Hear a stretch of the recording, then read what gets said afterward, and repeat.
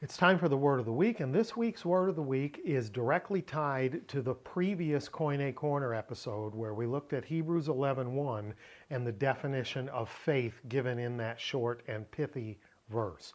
We're looking at verse 2 of Hebrews chapter 11 today, and let's dive in by looking at three different translations of that verse. First up from the ESV, "For by it the people of old received their commendation."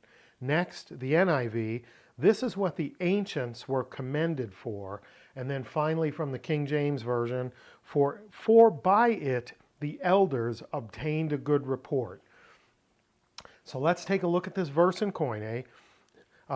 En taute gar, for in this, we're going to jump to the last two words, hoi presbyteroi, the elders, and then we get our verb in the middle, emartuaretheson, that's our verb in the middle, and it is they were testified to, for, or about.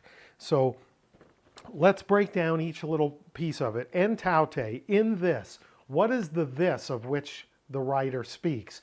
He's talking about faith as mentioned in verse 1. Faith in Greek is a feminine noun, and here we have a feminine pronoun that agrees in case, gender, and number with faith. It looks back to the previous verse and tells us that the this that they're commended for is faith as described in verse 1.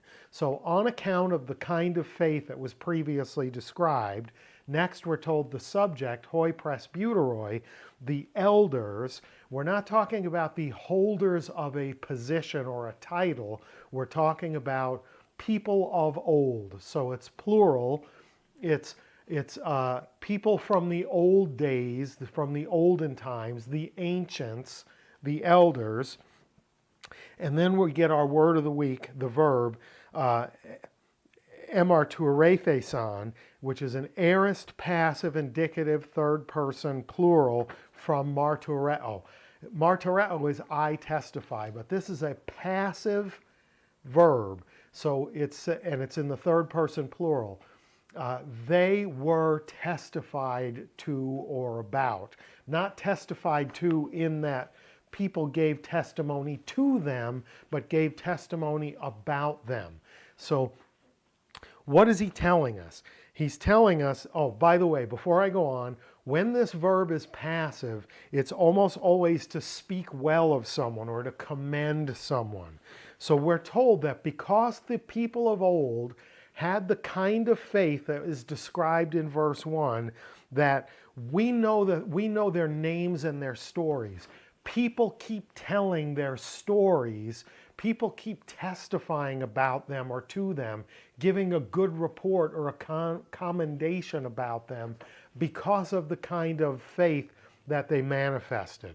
So we see the way they lived their lives faithfully, and as a result, here we are years later, decades later, in some cases, 1,500, 1,800 years later, 2,000 years later, we still know their names and their stories because of the type of faith that they had, that Hebrews 11:1 kind of faith. So if they were of a different sort, if they didn't have that kind of faith, there's a real good chance we wouldn't know their names and we wouldn't be telling their stories, is sort of the point here.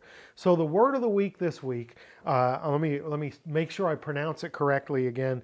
Emartuaretheson, they were testified to, for, or about. Not to in the sense of being told to them, but people give testimony about their faith, about their lives, about the way they lived, about their experiences, because those stories are instructive for the present day.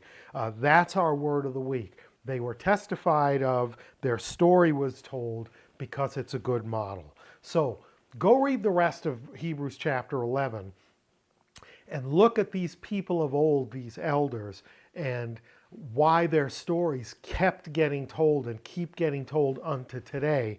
And what will happen when you read those is they will be testified to again, right? Every time the story gets read, those elders have their story retold as a testimony to the kind of faith they had and the kind of life they lived. It's instructive for us as it was at the time that Hebrews was written. Thanks for watching. Hope that was good for you. Please like, share, subscribe, and all that good stuff. Leave me some feedback in the comments. And until next time, Charis Kairein Humin, grace and peace to you.